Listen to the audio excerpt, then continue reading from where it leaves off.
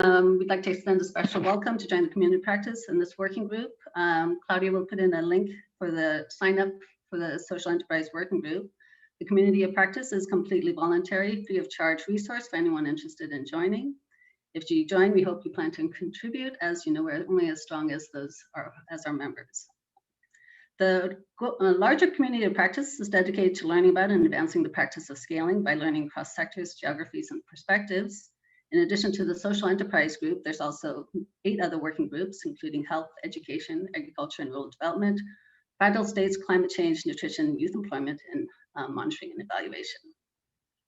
In addition to the annual workshop, the community of practice issues quarterly newsletters, and soon we'll be having a webpage on the new COP website that will be launching on October 30th. Normally, our annual meetings are a great time to meet people and forge new contacts. It's a bit more challenge virtually, but it would be great if you could introduce yourself in the chat, where you're coming from, your organization, and anything else you might want to add, or just say hello. It's good to get a sense of like who's all here.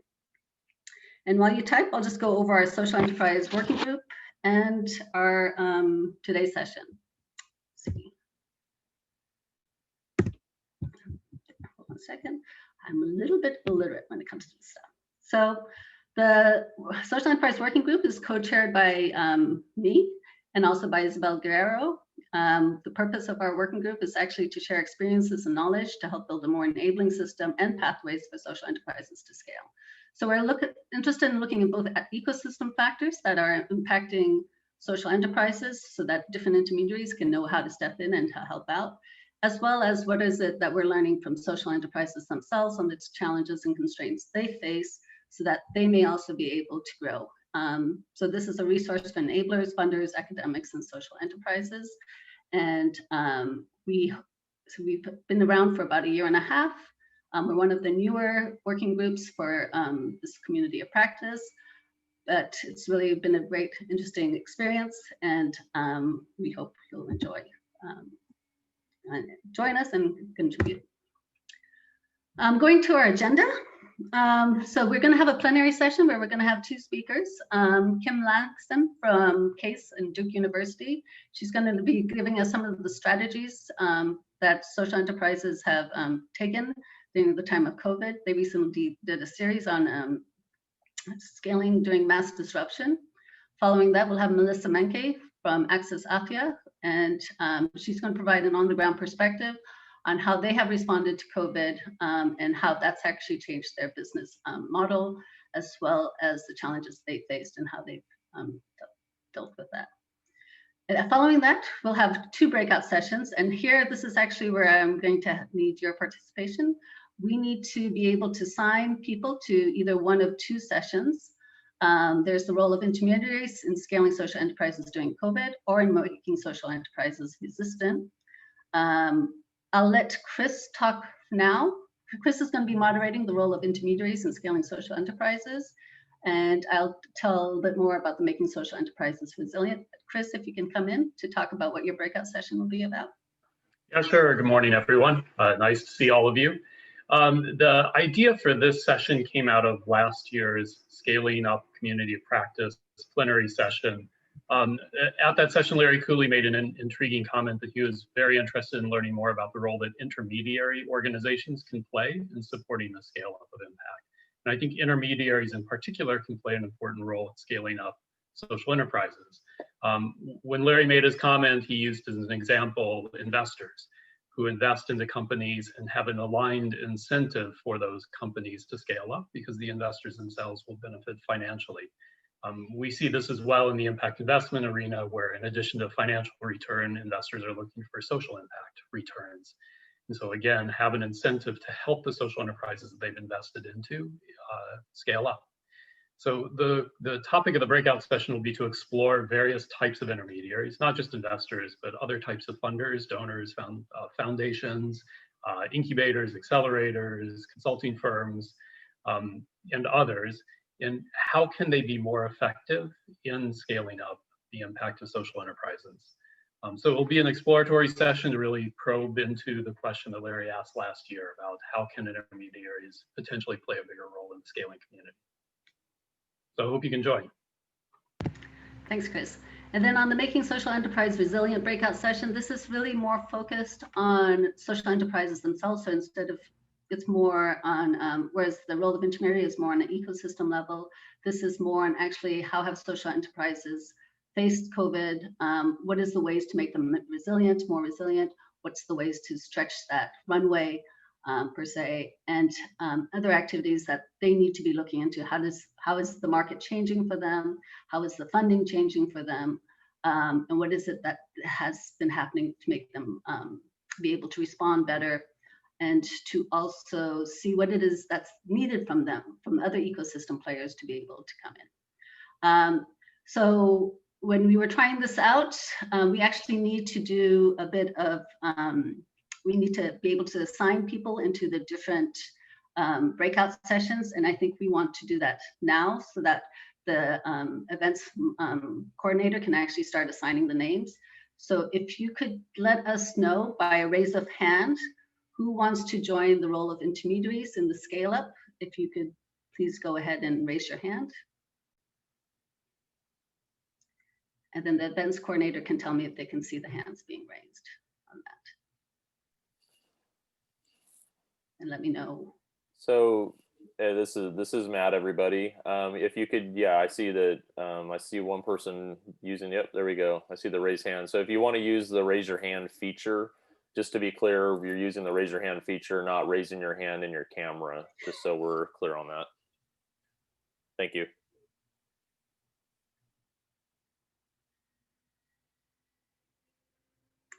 And then if you're not quite decided, you can actually type it in the chat box during the presentation as well. The more you can decide upfront, it'd be great, so that our events coordinator can kind of enter it in.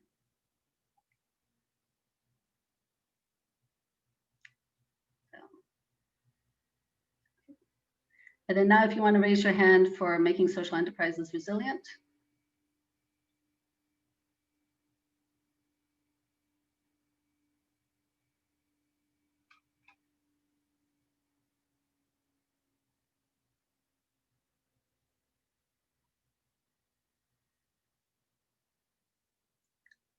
Okay. And then for those of you who haven't decided yet, we can also assign you differently once you come in a little bit later.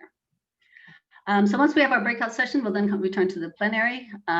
We'll have a few minutes to, during the breakout sessions, we'll actually be taking notes. So if you couldn't decide which one to go into, we'll still have notes on it, so that, and we'll share the notes with the group later on.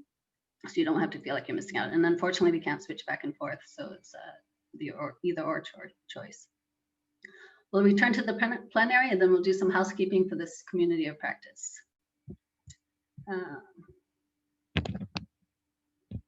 Sorry. So just to quickly introduce our speakers that are coming up. Kim Barty Langston is the Senior Program Director at CASE, which is the Center for Advancement of Social Entrepreneurship. She is working on various initiatives to support social enterprise scaling, such as the CASE Smart Impact Capital, an online training toolkit for those raising impact capital. Scaling Pathways, a series of sharing strategies to address key scaling challenges, such as talent, partnerships, and financing. SEAD, an effort to build a knowledge base around scaling innovations in global health. And more recently, they have worked on the series Scaling Through Mass Disruption, which we will be talking about today on the strategies in the project. Following her presentation, we'll have Melissa Menke, who is the founder of Access Afya, an innovative healthcare company based in Kenya. Access Afya's asset-light health clinics and pharmacies provide a range of standardized care in some of Nairobi's poorest communities. Access Afya combines health financing options, technology systems, customer and rigorous process designed to make the model sustainable and scalable. Melissa is a Forbes 400 Philanthropy Fellow and a Cartier Women's Initiative Awards finalist. She has served on the board of Young Women Social Entrepreneurs Nairobi, which holds events promoting women in business. And so with that, I will leave it over, hand it over to Kim to start her presentation.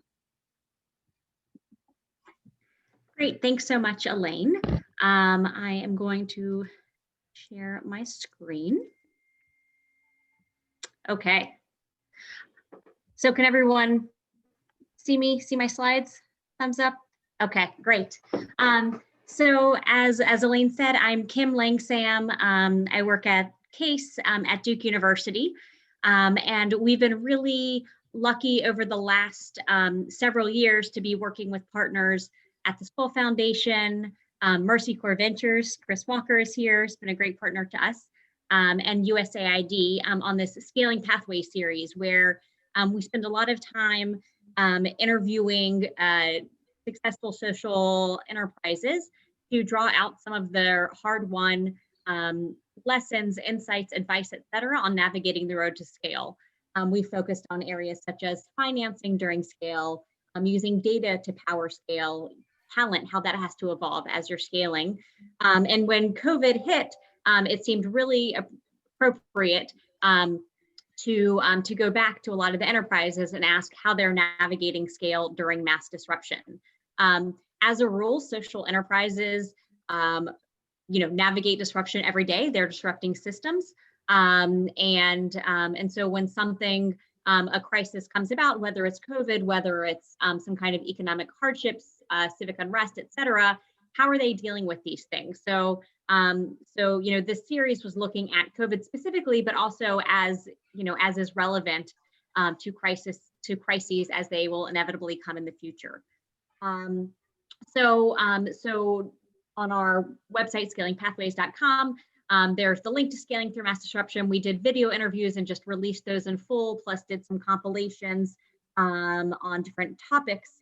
And today I just wanted to share a few stories that demonstrate some of the, there's so many great insights, but just that demonstrate a few of the key strategies that we saw across organizations that we saw them use, and kind of levers that they pulled to identify ways to really adapt and pivot and maintain some strength during this time of crisis. There's not a ton to look at in my slides. It's just something else to look at aside from my face while we have these few minutes together. So the first strategy that we saw organizations using is really doubling down on their missions. And I'll tell the story of Harambee Youth Employment Accelerator here, which is a social enterprise tackling youth unemployment in Africa. They're primarily working in Rwanda and South Africa right now. And as COVID hit, they were working on scaling up these in-person job placement centers all around South Africa. They were doing this in partnership with the South African government and many other partners. And obviously that came to a screeching halt when things shut down.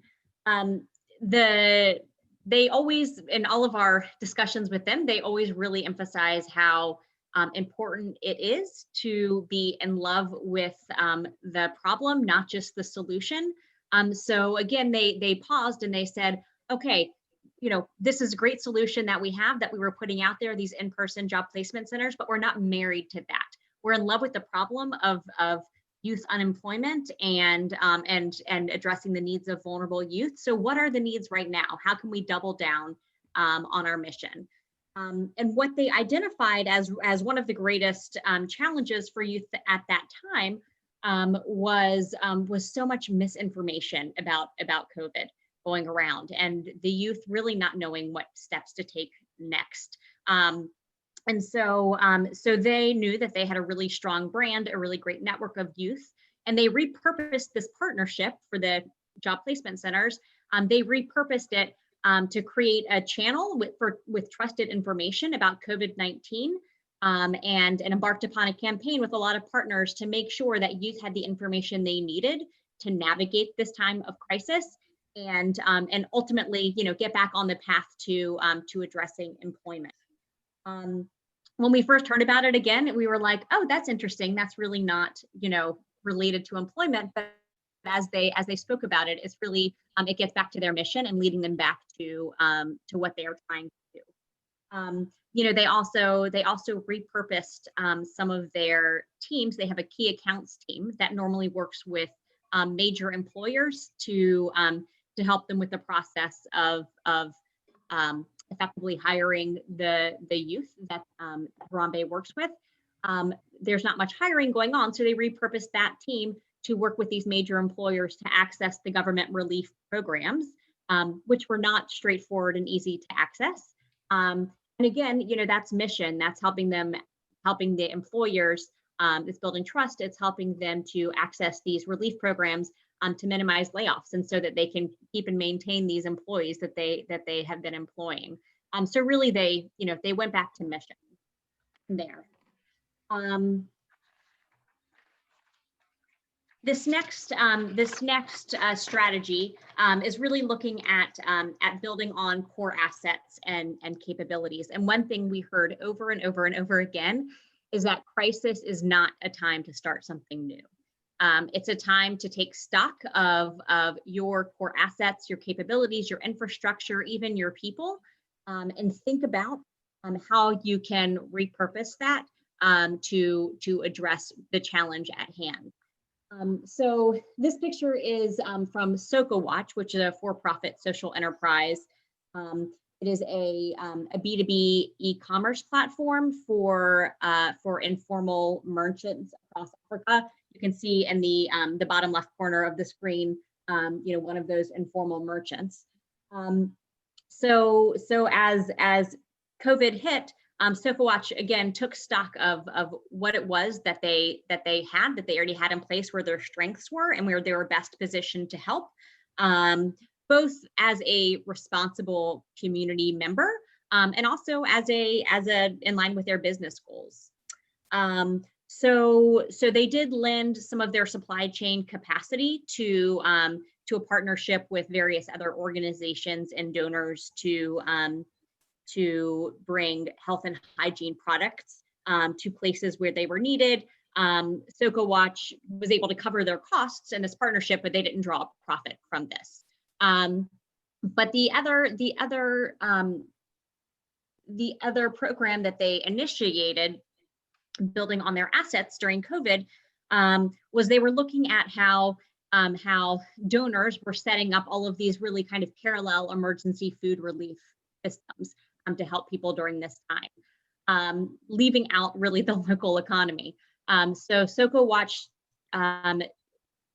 leveraged the infrastructure that it already had and worked with these donors to take these products, this emergency food relief, and source it, distribute it through the informal merchants through a digital voucher program that people could use to buy these things. But really, instead of setting up a parallel system, it was going through the systems that already exist. And so SocoWatch was able to support its local merchants in continuing to get business. And it was also bringing the emergency goods closer to the people who needed it. And SocoWatch was able to test out this digital voucher program, which was an objective for them in the next year or two anyways. So they were able to kind of get ahead on that. SocoWatch is also one of the organizations that Mercy Corps Ventures invests in. So Chris, I'm sure knows quite a bit more about them as well. Interestingly, SocoWatch had also just closed a Series A, $14 million, a month or two before COVID hit. They had this huge growth plan, but they worked really closely with their investors as they saw what the pandemic would look like, and really shifted to a focus on profitability and strengthening their unit economics, knowing that the growth would come later. The CEO said, right now we're optimizing for long-term survival rather than short-term growth. And that's a theme that we also heard related to the next strategy, which is, really, of course, minding your money. A lot of people are thinking about cutting costs using various, we heard a lot about, using various principles and to determine where and how to cut costs in order to survive now, but also be prepared for the future. We spoke with Gregory Roxon, the founder of mPharma, which is another Mercy Corps Ventures investee. They're a for-profit healthcare technology company managing drug supply chains in Africa. And he shared some advice that a mentor had given him many years ago. He said, imagine you're running out of money in a month's time. What decisions would you make to extend runway? Do it. So really kind of looking ahead and just a mantra that Greg always had in mind, even in times that were not times of crisis, of just really, being careful with costs. But with minding your money, we also, heard from Greg and many others about making decisions during the crisis that would not only have a positive social impact, but also not threaten, business and their own financial sustainability. To be in business, you have to be in business. So he spoke about being long-term greedy, which I loved, meaning he'd rather make a little bit of money today over a large customer base than a lot of money over a small customer base. And with that in mind, he saw that there was a threat to a lot of his clients with the volatility of prices of pharmaceuticals during COVID-19. And after doing quite a bit of financial modeling, they created a program called Keep My Price, where customers could provide a small down payment to lock in a price for their prescriptions over a fixed amount of time. And so mPharma had done, again, some modeling to determine how long they could keep that fixed price for. It wasn't going to be indefinite, to be helpful to their clients, but also to ensure that they're not threatening the company's own financial sustainability. One more thing that we heard related to money, that's a visual I really love, is putting up guardrails. And Greg did this with having this, this locking in this price for only a fixed amount of time. But Ella Goodwin, the CEO of Vision Spring, was the one who used this term with us, talked about as COVID hit, knowing that her teams needed to be able to respond on the ground. And so they provided a fixed budget for responding to COVID for their teams on the ground, and then to allow them to move quickly, to make decisions, to respond to the needs, but again, within this budget, within these guardrails. So they allowed for a response, but put guardrails around it. So that was another thing that we heard, named various things throughout the interviews with the social enterprises. And then speaking of Vision Spring, just the last example, and one of the other strategies that we heard organizations using is really ensuring that they are using this time and making decisions to create a path to the future and what the future will look like. So again, I'll use Vision Spring as an example here. They obviously do a lot of vision screenings. It's a very high contact sport and had to stop completely when COVID hit. So they leveraged their relationships with manufacturers and their supply chain infrastructure to help bring PPE to a lot of the partners that they work with on the ground. And although they weren't actually actively doing vision, they were taking these steps knowing that in the future, when they got back to vision, they would need all of this PPE. They would need this infrastructure in place in order to be able to get back to vision. So they also did a lot of training for their employees, preparing them for the future and what the future will be. So really, again, choosing things to do during the pandemic that would provide a path back to vision. So just lastly, just a quick snapshot of the organizations that we did interview for this Scaling Through Mass Disruption series. Couple of links in here, and I can also put that in the chat box. There's so much else. It was really hard to whittle it down for this presentation, a few things to share. But looking forward to hearing from Access AFIA and more detail about the strategies that they employed. Great. Thank you very much, Kim. And with that, we'll switch to Access AFIA. And if people have any questions, please feel free to put it into the chat. We might not answer it in this session. We might answer it after we come back from the breakout sessions. But yes, go ahead and put your questions in there. Thank you. So go ahead, Melissa. Thank you. So my name is Melissa, and I'm the founder of Access Afya, which is an affordable healthcare company based in Nairobi, Kenya, that works to get high quality healthcare into the informal settlements at a disruptively low cost. So I'll start with a brief introduction on what we actually do before jumping into how we've been adapting this year specifically. I started this business because of this realization that there are more people every year that are dying because they access healthcare that doesn't work for them than because they don't have access to healthcare at all. So at Access Happy, we say quality is actually the silent killer in global health.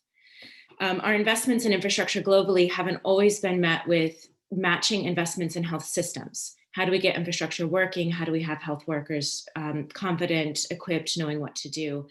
And that is really at the core of what Access Afya has been focusing on.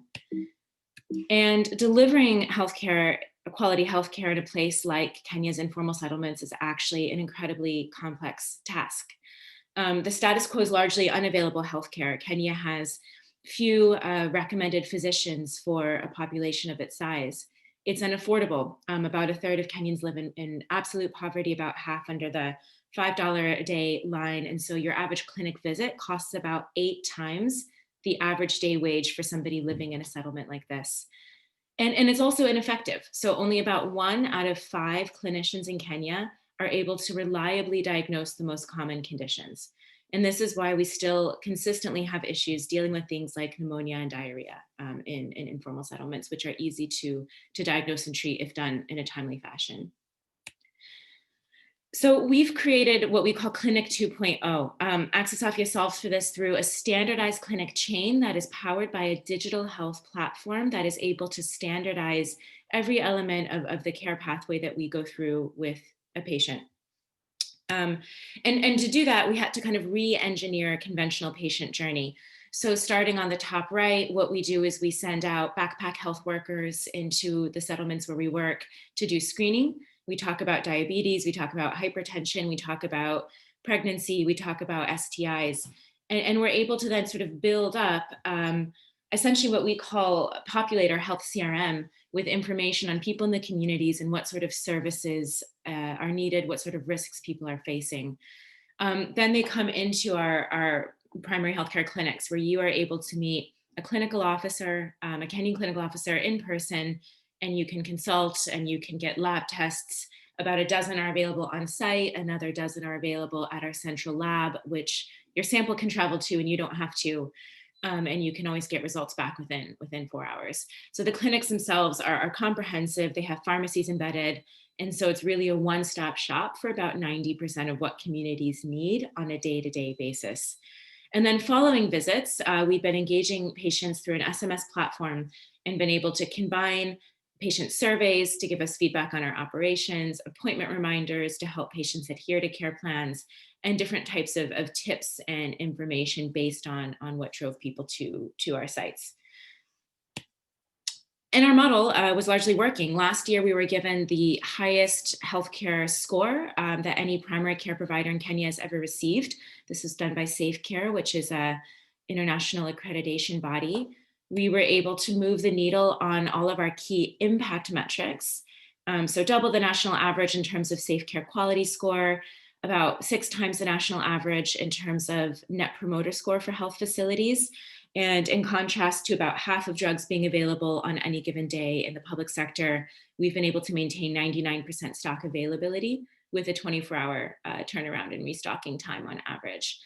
And most importantly to me, 98% of the patients that we saw last month told us within 3 days of their visit that they felt better. But then this conversation today is about how we were about to embark on scaling our model, and then of course also had our world turned upside down a bit this year. When we realized that COVID-19 was going to be a global challenge in around March, we were already going through some really important changes as a company, maybe similar to our friends at Soko Watch. We had just completed our first acquisition. So we bought a chain of 5 franchise clinics that we had started to integrate and embed into our company. And we had already started to build out our digital health offerings. So beyond just SMS, how can patients contact the clinic and view their health data in between visits? But let me start with what we did just in March when we first heard about when we first realized COVID had come to Kenya. We launched a partnership with a couple of other health-oriented social enterprises, along with a massive recruiting platform called United Against Corona.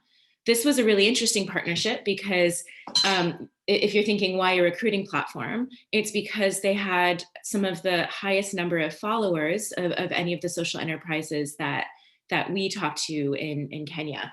And so they were using their large network of job seekers and people who were following employment posts and updates to distribute healthcare information.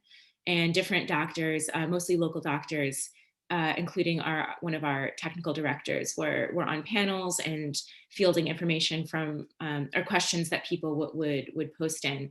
We also launched a self-risk assessment tool and added a lot of good information, not just on digital channels, but through postering, through hand washing stations with signs, and through some megaphone drives in our communities. I'm sure people on the call are aware, but it's probably worth repeating, there was a lot of misinformation, especially at the beginning of this pandemic in Kenya. So first things first for us was to actually talk about how the virus spreads and how you can keep yourself safe, and how we could adapt some of the advice that was really optimized for high-end communities around social distancing, work from home, meet your friends online, to tips and tricks that would actually make sense in the informal settlements where we work, which are some of the most crowded communities in the world. The second thing then, of course, we had to immediately start working on is operations. So we are a physical healthcare company. We use a lot of technology, we build a lot of technology, but the core of our model is still face-to-face interactions between healthcare providers and people who need face-to-face services. So we had to completely rewrite this playbook a couple of times. I think I won't go into too much of the operational detail, but we needed to change our hours in response to curfew. We needed to change how we got providers to and from the clinic so that they weren't exposed to the virus on public buses. We needed to stock up on masks and give some away to our patients, and start learning how to make disinfectant, and essentially completely rewrite the playbook every couple of weeks, including running drills for all of our clinics. We were able to do some of this pretty effectively through some of the technology systems we had built. So able to use online learning platforms to deliver COVID drills for our teams and things like that. But it also did just take a lot of attention from our ops team, and being present, and kind of running a dual structure where your HQ team is distancing as much as possible, but your frontline team is actually still there for patients. We took an initial 30% hit. So we actually saw in April and May, about a third less traffic, and that was really, really hurting essential health services. So people were not coming in as much for family planning, for antenatal care, for non-communicable disease visits, because you have a sort of a triple threat where you have less disposable income due to job loss, you have less ability to move around due to curfews and various restrictions on movement, and then of course you also have a fear to come to clinic because of a pandemic. So that was one of the big problems. I'll talk about some of our strategies for dealing with that. I think just some of the key things we learned, in addition to the importance of digital health services, which I'll dive into a little bit more, is number one, some sort of health financing mechanism or social safety net is going to be absolutely key to be more resilient to future pandemics, because we can see from our data, and this was echoed through other health organizations, that when you take away income in an economy where 2/3 of the people don't have formal work, you're absolutely going to see a decrease in utilization of really important health services. I think that the second kind of key thing that we'd sort of ask of the community for helping community clinics like ours stay open in the future during a pandemic is improvement in coordination. So we along with hundreds of other community clinics are on the front line of actually screening patients for COVID-19. And when we actually needed to escalate patients into the public sector, it took an average of 35 phone calls and getting sort of tossed all around, 12 to 24 hours to actually get an escalation. So it seems like a lot of things kind of made sense potentially in writing, but a lot of policies weren't really being implemented the way that they were intended to be implemented. And the feedback loop between sort of private sector that's working ground up and public sector could certainly be strengthened in the future. I think one of our final things is the centralization of things like testing made it much harder for clinics like ours to be able to get quick information on how we could both ensure our patients were doing meaningful contact tracing, but also how we could make sure that our staff and clinic teams had good data on the results of people that they escalated to national testing centers. That oftentimes took about a week. And really, as a clinic that's been seeing these patients, you want that information to come back fast. So those were some of our challenges, but let me kind of build into some of how we responded and have been trying to build back a more resilient healthcare system. The first thing that we sort of launched after sorting out operations and information was a virtual care platform. So we had been working, as I mentioned, a lot on SMS engagement, but what we've built out is a pretty comprehensive way to access healthcare over the phone. And the really exciting thing is we're showing that in some visit groups, such as hypertension or pregnancy care, we can do about 70% of the visit over the phone.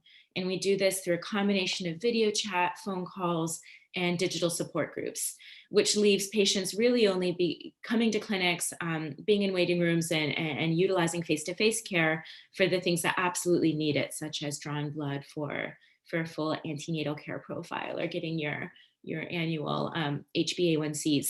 So we've launched this, and I think it's been really exciting because we've been building out both incredibly sort of futuristic virtual care apps, but then integrating them with USSD so that we can do two really important things. One, obviously reach people who don't have smartphones, but two, begin to introduce differential pricing for people based on how they're finding us.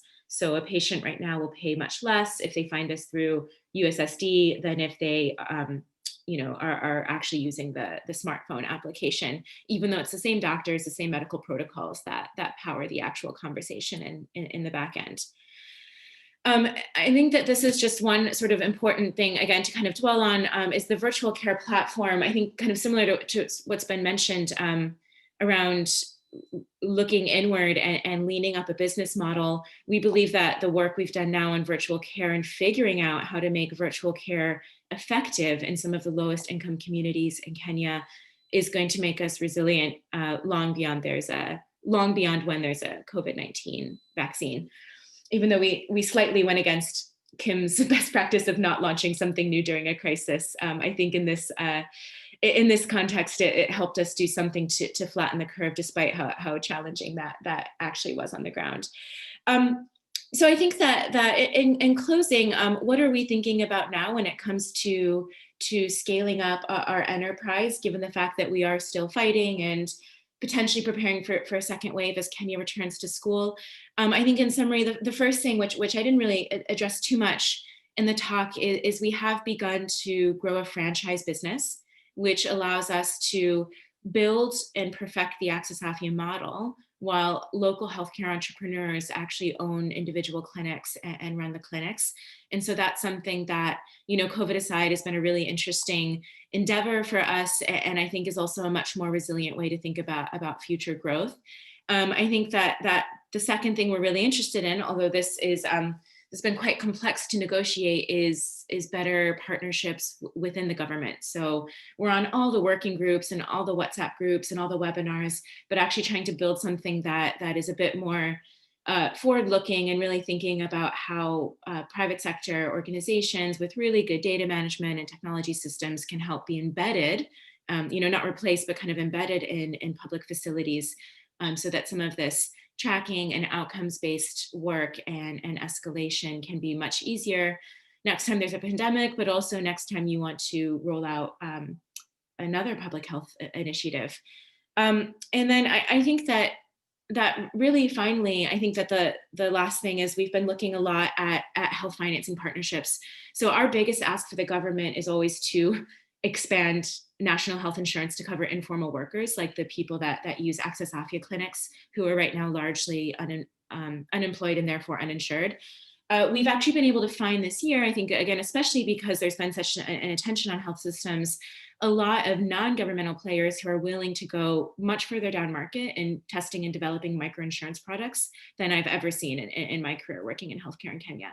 So that's been a really exciting development, and I think one that is completely essential to building out resiliency for situations like this, and also enabling a model like Access Afia's to better scale. So thank you, Elaine, and happy to take any questions on anything I ran through. Thank you, Melissa. This is really, really interesting. I'll let Isabel come in to provide some comments and reflections. Great. Good. Go ahead. Melissa, could you stop sharing screen? Yes. Great, wonderful, very good. Thanks to both. Wonderful presentations, both Melissa and Kim. So I felt, Melissa, so much resonance with what you said about that you had to completely write the playbook every couple of weeks. I think we have seen that with the organizations that Imago works with happen, and it's amazing the capacity of the organizations to do that. But also your question, are we more? Just like Kim mentioned, all these organizations, most of them have doubled down on mission. We have seen so many grassroots do that. We work very closely with Pratham. We've had monthly workshops with them. They have daily 200,000 contact points in the communities to be able to help the community take the place of Pratham volunteers to do the teaching at the right level for the children. So that has been amazing. But I want to bring the point about resilience to the center.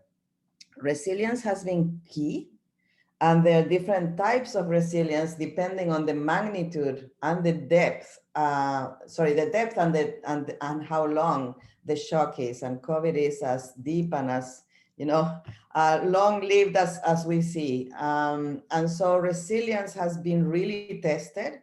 And in this case, I do think that even though Kim was saying the crisis is not a time to start something new, if the shock is long enough and deep enough, it is a time to transform. And we have seen that happen, just like what Melissa was describing. But the other aspect of resilience that I thought was very important, and we haven't talked about, but I'm sure you will all connect with, is the fact that organizations need to think about not only their resilience as a business, but the resilience of the people working in these organizations. People are going through huge stress. And we have seen how Pratham, for example, has helped their staff talk about the personal implications of this crisis. And we have seen people go through losses in their family, through not knowing whether they will be able to have a job. So both thinking about resilience of the organization with their own staff, but also about the self-care involved in the personal resilience of the people working at the front line, because most people working on these organizations are very empathic. And that's empathy is what brought us to work in these areas. And when you have a lot of empathy, it is very difficult to manage the stresses. It's very difficult to say those stresses are not mine. It's very easy to suffer for all the people that you're seeing that suffer. And that can really be a very stressful situation to be in. I also wanted to comment on the fact that minding your own money that Kim brought in, which are really useful ways of thinking about. We've also seen organizations which had been growing very fast, that had a lot of funding, and were not taking difficult decisions. And now, because of the crisis and because the funders sometimes have just switched from funding them at core funding to other funding, they've been able to think hard and to push their management to think, okay, maybe we have grown too much here, or maybe not everybody is performing in the same way. And so that for me is a double. Of course, you have to mind your money, but also it's an opportunity. A crisis is an opportunity to do that more leaner sort of organization that you need for the future state. Anyway, those are my brief comments. I really enjoyed both. It brought to our conversation, I think, very much, especially with Melissa's presentation, very much alive what many of the social enterprises are going through. And at least I feel I feel this is an awesome space of innovation, of reaching the last mile when the government cannot. So wonderful two presentations. Thank you. Over to you, Elaine. Okay, thanks, Isabel. Before we break out into the breakout sessions, again, we've had a lot of late entrants, and so I just want to recap quickly and have the moderators speak about their sessions a little bit. We've heard a little bit from Chris, so let's start with Rob on the session that he's going to be moderating, and then afterwards I'll have Chris jump in a little bit. After that, we'll have people. If you've already voted and said which session you want to go in, you don't have to do anything, but then we'll do a quick vote. If you can actually type within the chat box which session you want to attend, whether it's the role of intermediaries or the role of making social enterprises resilient, the events coordinators can actually start assigning you to that thing. But please go ahead, Rob. Thank you. The Resilient discussion group will build on the wonderful stories that come out of real experiences. As Kim was describing, we worked with over 200 social enterprises during the transition, pivoting and then helping them move into recovery and growth. And as was just mentioned a little while ago by Isabel, it was not only the business models that got damaged or diminished, but in many cases, the people. Some leaders were actually suffering from PTSD clinically. So dealing with these kinds of issues, personal, business-wise, and frankly, market-wise, because in many cases, markets got shifted so significantly, as described before, that whole new business models, whole new approaches had to be launched. Talking about what happened and the resilience that has resulted not only during the process just to survive and recover, but going forward is what we're going to talk about, and look forward to having people join in and share their experiences. There's a lot of learning about what led to success and what future success will look like. Okay, thanks, Rob. I forgot to mention that Rob is actually an executive fellow at the Miller Center for Entrepreneurship. And he's provided tons of advice to different social enterprises and enterprises. Chris, who's director at Mercy Corps, if you could just give another quick recap of the session, and then we'll start splitting up. Yeah, sure. Thanks, Elaine. Social enterprises don't really scale up entirely on their own. They often depend on the services of various intermediaries, whether they're funders, consultants, incubators, academics, others, that provide some sort of service to them to help them scale. So the breakout session will explore the various roles that intermediaries can play in the scaling process, and also get into a bit of detail around what they can do to be more effective at supporting social enterprises to scale up. Okay, so I forgot who. Nat, we're ready to split into our breakout sessions. All right, here we go.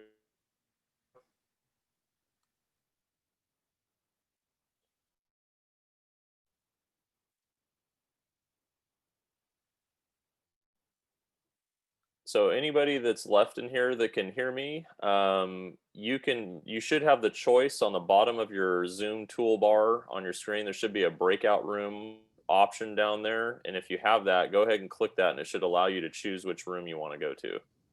If not, please unmute your microphone and let me know that you need to be manually assigned. Matt, I'm supposed to be in intermediaries. This is Isabel. Okay, so Isabel, you can go ahead and unmute yourself. Okay, so Matt, I'm supposed to be in intermediaries. This is Isabel. Matt, I'm supposed to be in intermediaries. This is Isabel. Matt, I'm supposed to be in intermediaries. All right, let me mute you, Isabel.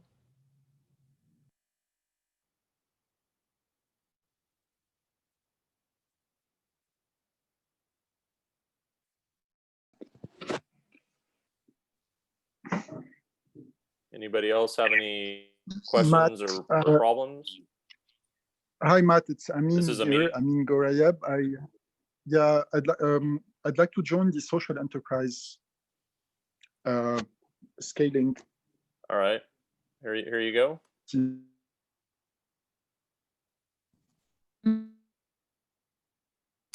Matt, it's Hi, Maria. Matt. You join me to the role of intermediaries, please. The intermediaries. Yeah, thank you. And this is Maria.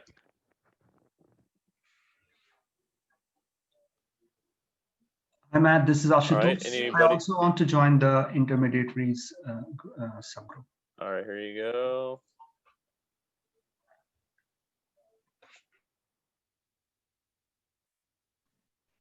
Hi, Matt. This is Laurie. Can I please also join the intermediaries group?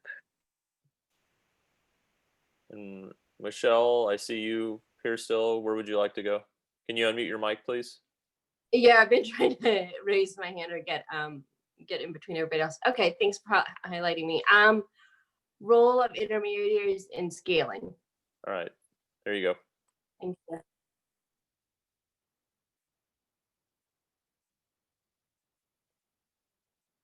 And who, I don't see a name on this Yeah. last person that's in here. Is this somebody that, do you have a, can you unmute your microphone, please?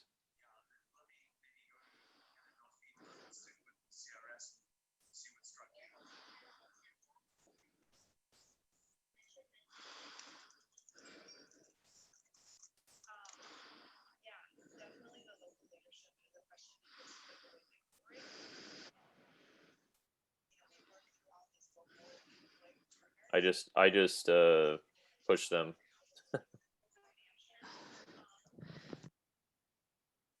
Janet.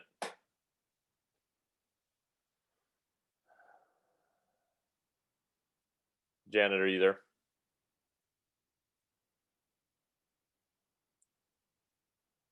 You're muted if you're trying to talk. Sorry, I was talking to Teresa. Oh, that's fine. So everybody is Everyone's gone. in. Yep. Yeah. I think so. When, just to go back earlier, when I was a host and we were practicing, you didn't have did you have the breakout room option on the bottom when I launched rooms to be able to click it and choose? No. So you didn't have and not on the end meeting tab, but like on your No. actual toolbar. On my actual toolbar. And so I think all those people couldn't see it either. Yeah, that that's had really that same weird. issue. I've never had that issue before. It's kind of strange. Yeah, I don't know if there's an update or a lack of update that has to happen kind of thing. Yeah, like, it could be. It's where, just weird because like, yeah. like I like over in Teresa's meeting, for example, she I think she accidentally assigned me to a breakout, but so like once she launched breakouts, I have the option on the bottom to leave and join the breakout she assigned me to, which is what everybody here. The difference with ours is that it's not a pre-assignment for them, so they would have hit that button and had the choice between the two. Where in Teresa's meeting, it just gives me the choice to join the room that she assigned me to. Exactly. So yeah, it doesn't. Strange. Yeah, I'm send an email to Zoom and try to. Yeah, I'm assuming there must be something because it didn't even show me that click box option too, which is strange. Like there's got to be an update. Yeah, because like if you're the co-host, you won't see any breakout room option on the bottom, but then once you launch the breakouts, then everybody sees a breakout room icon that should pop up, and then it allows them to choose. So, well, at least we didn't have 150 people. Yes, exactly. More chaotic. Yeah. Well, and if it was going to be that large, I would have just told them that we were auto assigning people. Yeah, especially in this situation. Uh-huh. It should work though. It's very strange. Yeah.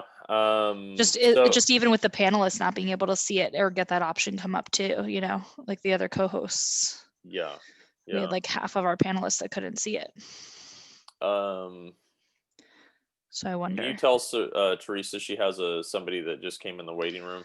Yeah, Teresa, there's someone that just came in your waiting room. She's on them. Okay. So what time do we bring them back? So they're supposed to come back around by like 10:10-ish. But I've got that text But they chain with started way them. late. But they started really late. So I'm just gonna, but at around 10:15, I'm gonna text them. Okay. And check. All right. Yeah. So just I'll just ping you. Yeah. Yeah. Just message me when. Yeah, when because I mean, it sounded like Elaine earlier was like, didn't care if they go long. So. Gotcha. I mean, I think they go according to Katie's notes for this one. It looks like they return and they're with like 20 minutes 20 left. minutes. Yeah. Well, she said So- they should only really need 15 minutes for that return. Elaine said. So technically, we should be bringing them back in around 40 minutes from right now. Yeah. If they even need that long. Yeah. I mean, it could be 45 minutes if they only need 15. Well, no, and they may not even need that long in the breakouts themselves. Oh, yeah. Well, and then they may end early if they want to come Yes. back and then. Yeah, so that's why I started the chat with them. So if they, if they're done after 25 or 30 minutes, we can let them back. But regardless, I think we end it at 10:40 because they're supposed to be done by 11. But I'll still text them just to be polite. Yeah, just give me the final word on what time I need to start the 2-minute countdown. Yeah, you got it. All right. All right. Thanks, Matt. Cool. Yep.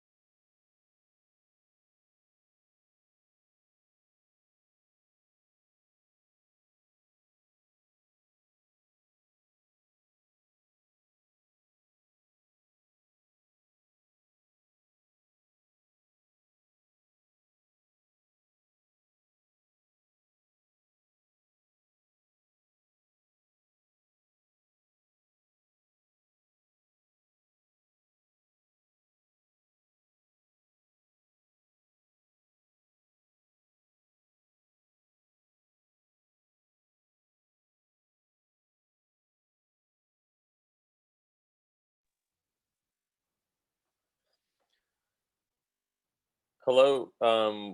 Which room would you like to go to? You're able to unmute if you'd like.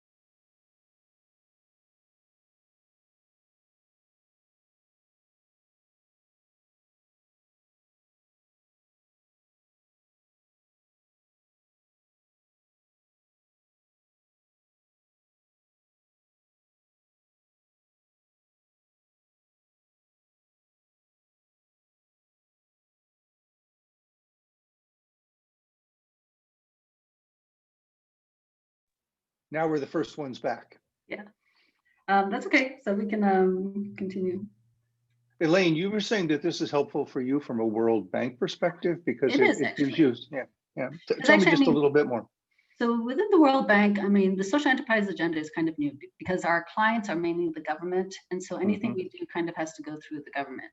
And I think first it's kind of socializing the World Bank agenda around social enterprises and what it is that they do, and that they're effective players, right? So we've actually built up a knowledge base, and actually we worked with the Miller Center on actually developing courses on social entrepreneurship for social entrepreneurs. So it's a matter of, you know, socializing the World Bank, but then it's also socializing government as well on being able to work with social enterprises. And one of the key things that we've also found is like sometimes social enterprises don't really like working with the government because they're slow on their payments. There's all these different issues that happen, and there's a huge trust gap. And so what we're finding is what are the types of instruments that we can use to be able to use social enterprises to develop, to deliver development outcomes. And one of the things that we're looking at is like results-based financing, impact bonds. We're actually working with Amin on the impact fund. So to provide upfront financing for social enterprises. So it's kind of looking at the whole value chain of the social entrepreneurship journey to see what are the different entry points. With governments, they're very sensitive on using public funds to go into private enterprises. So the question is, can we just look at more on the results side? So for us, it's like, so if you're really focused on the big picture, what are the development impacts that we want to achieve? We also have to see what is the role that the government has to play to make that easier to achieve. So this is why it's very interesting for me to see, you know, even like on streamlining the import-export process. This is quite key to helping social enterprises scale up. How can we make that a little bit more easier within projects? Because, you know, we have the dialogue with the government, right? So it's like, what do we need to be aware of? What are the different areas that we can kind of work with the government to be able to improve? And I think even on the healthcare issue, there's a lot of work that can be done. But a lot of times, you know, we have the viewpoint from the government, and it's actually really been useful to get the viewpoint from the social enterprises from the ground up to see, you know, in reality on the ground, what are the key constraints that we are facing there. Great, thank you.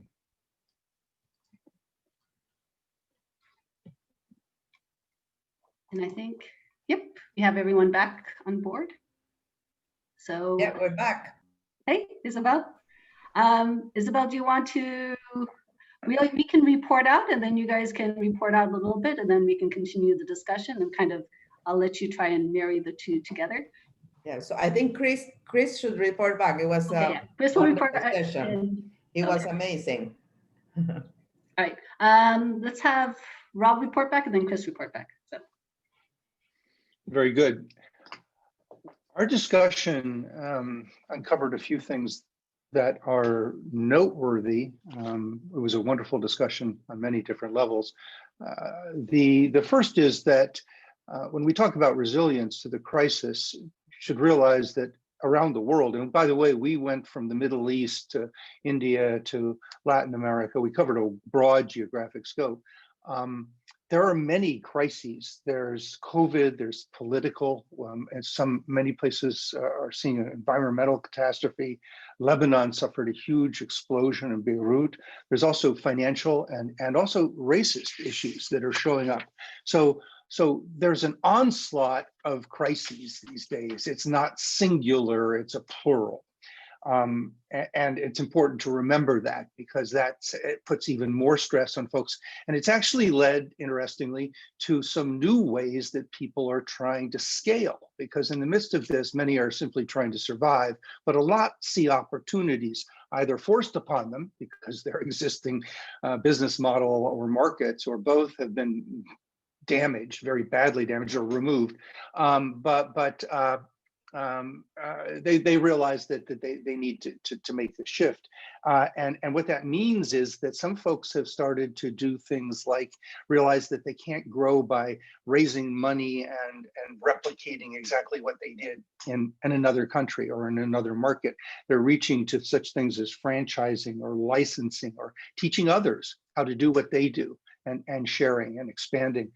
Other things are like shifting the import-export model in places where a country used to import certain items. Now local producers are finding ways to move into that space, or alternately, if they were a local market or in a regional market, they try to export as a way to try and shift the model significantly.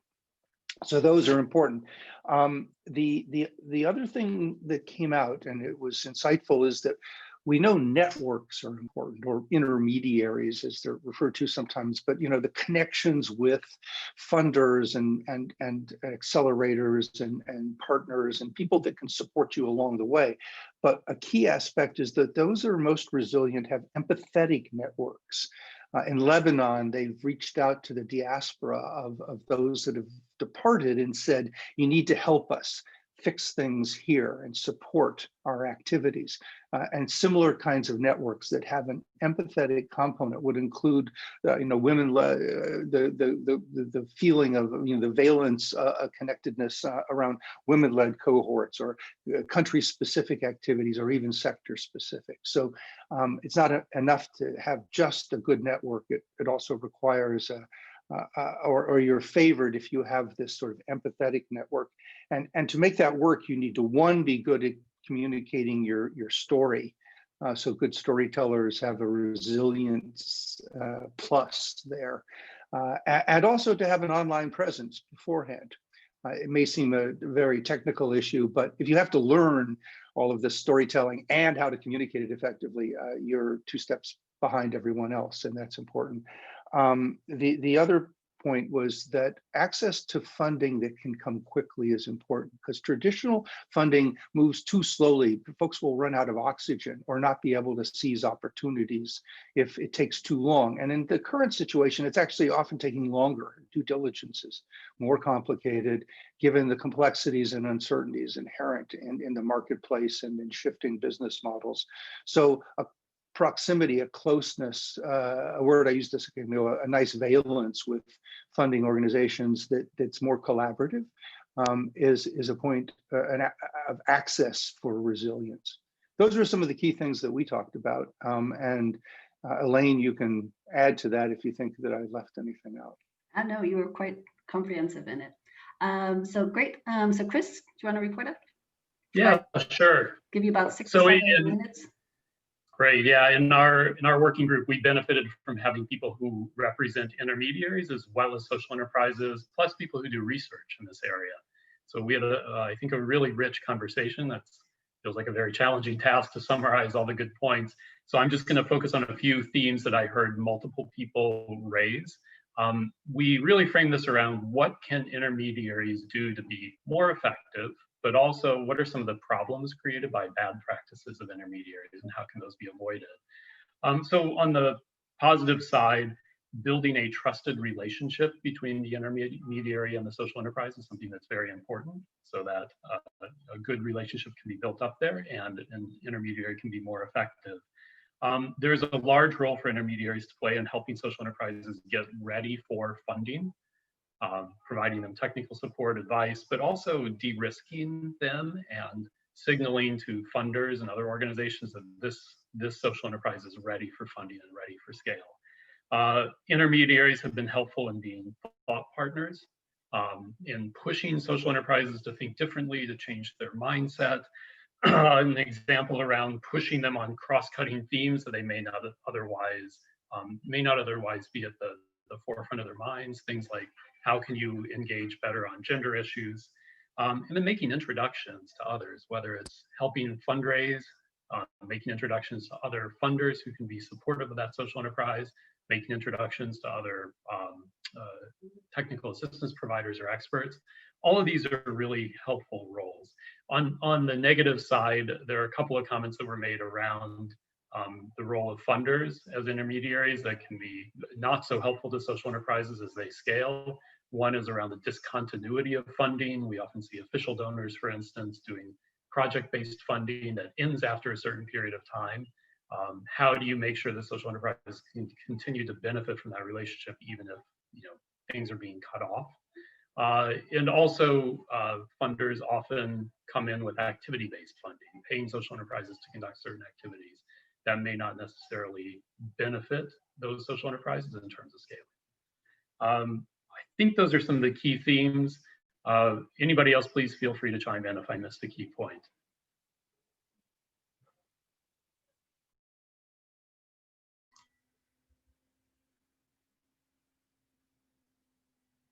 Yeah, I guess you were quite thorough. Isabel, do you want to come in and give some thoughts, and then we can go into some of the housekeeping issues? Actually, you were quite short on your time, so if you need an extra couple of minutes, you can add it. Yeah, I'll let Isabel fill up. I think Natalie could come in as well. I think she had a lot of being an intermediary of organizations that come in the first 3 years, that stay for 3 years and then leave. I think it would be great if she could share some of what she shared with us, with the bigger group. I felt our session was very rich because of the combination of different different organizations doing different things. Some receiving the services of intermediaries, other research, as Chris mentioned. And so really looking forward to more of this for our future sessions. Yeah.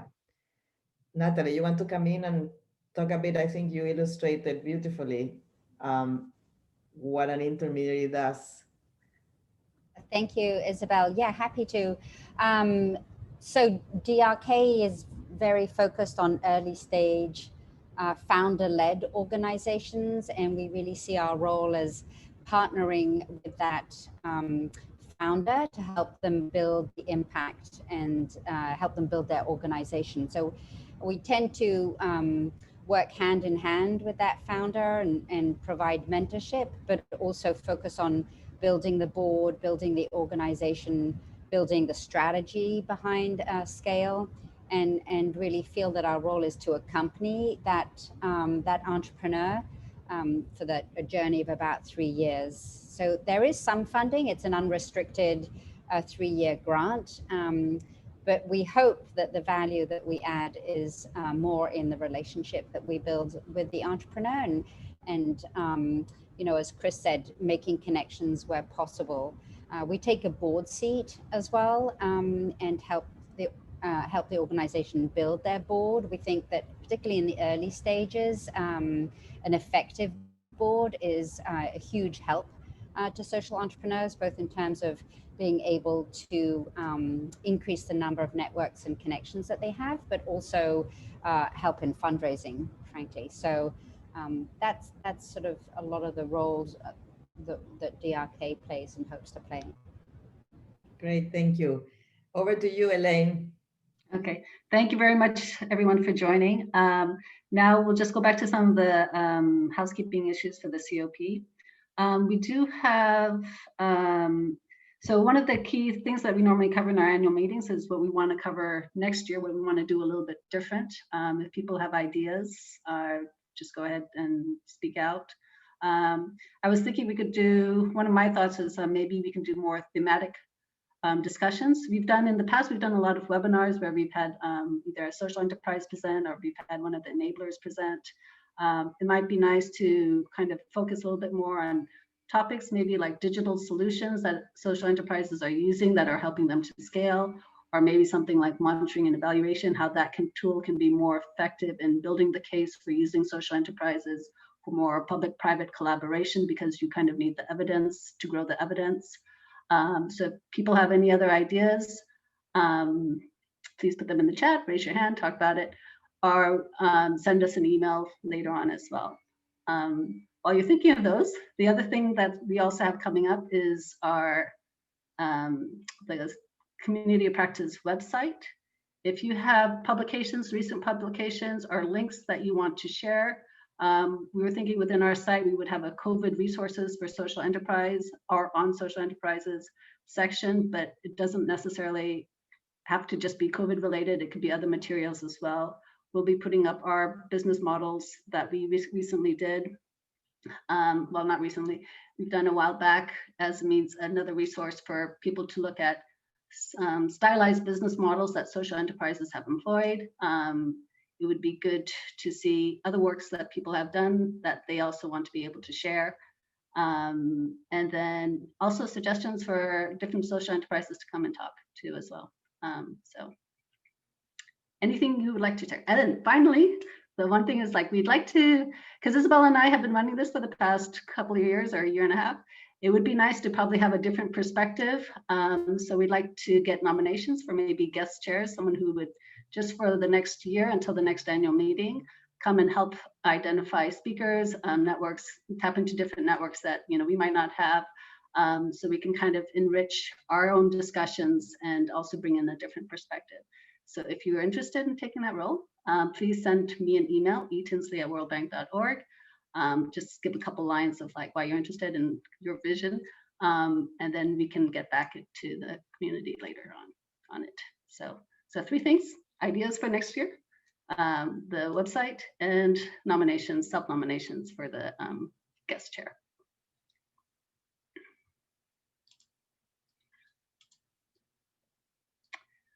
And let me see.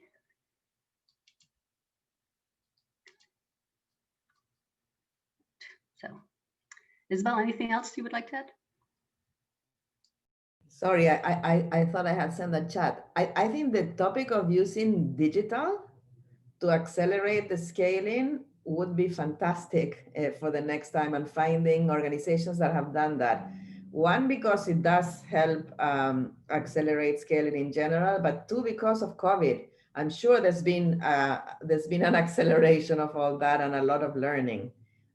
So that would be great as a topic, yeah. And I think Johannes had another suggestion about meeting with other working groups. Johannes, you want to come in on that?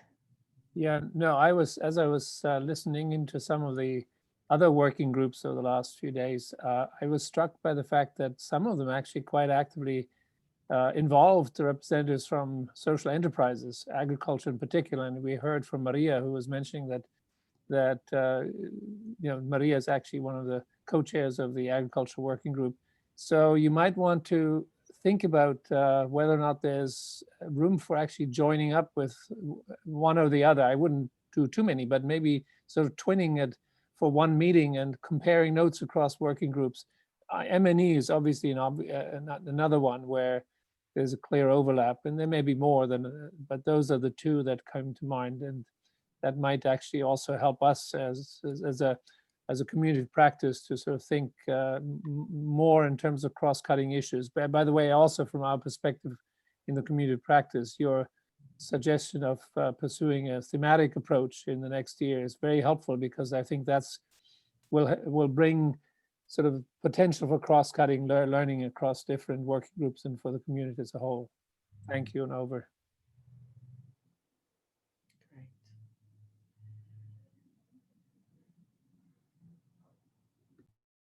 We actually have a poll that we wanted to take. People could just respond. We're thinking of like how to improve the networking among community members, which platform you like, so that we can kind of connect a little bit more. Because otherwise, if it's once every 3 months, or sometimes when it's been with COVID, things have slacked a little bit. So go ahead and put in your vote.